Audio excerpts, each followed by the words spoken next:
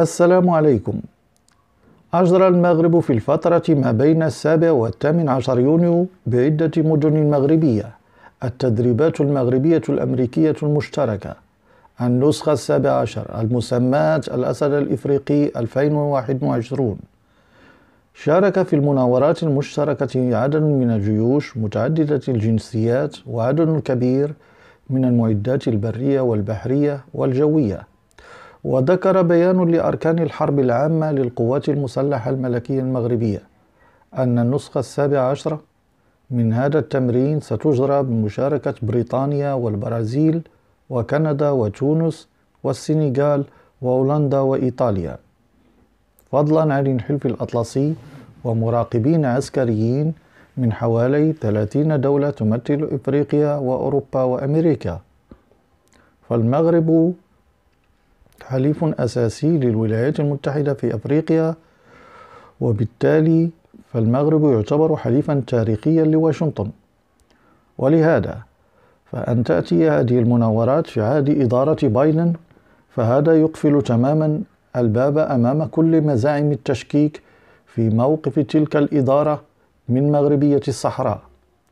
وقد تزامنت المناورات هذه السنة مع اندلاع الأزمة بين المغرب وإسبانيا، يظهر صلابة الموقف الأمريكي من مغربية الصحراء، وبالمقابل يعري المواقف العدائية الإسبانية للمصالح المغربية، مما جعلها تتخلف عن المشاركة في هذه المناورات التي تشهد تطورا في أماكن التدريب والأهداف. يعني أن مدريد قد اختارت العزلة، بينما المملكة المغربية تمضي إلى المزيد من الريادة الإقليمية. إن إجراء هذه المناورات العسكرية في مناطق الصحراء المغربية ينسجم مع الإعلان الأمريكي للاعتراف بسيادة المغرب على كامل أراضيه، ويبني ثبات جميع المؤسسات الدستورية الأمريكية على هذا القرار بما فيها العسكرية. وتهدف نسخة هذه السنة من برنامج الأسد الإفريقي الذي تم تأسيسه سنة 2002 بين مشاة البحرية الأمريكية والقوات المسلحة الملكية المغربية إلى التدرب على مواجهة كل التهديدات الأمنية في شمال أفريقيا وجنوب أوروبا حسب القيادة العسكرية الأمريكية في أفريقيا. وتسعى المناورات المبرمجة بشكل سنوي إلى تعزيز وتقوية القدرات القتالية للدول المشاركة في هذه التدريبات العسكرية.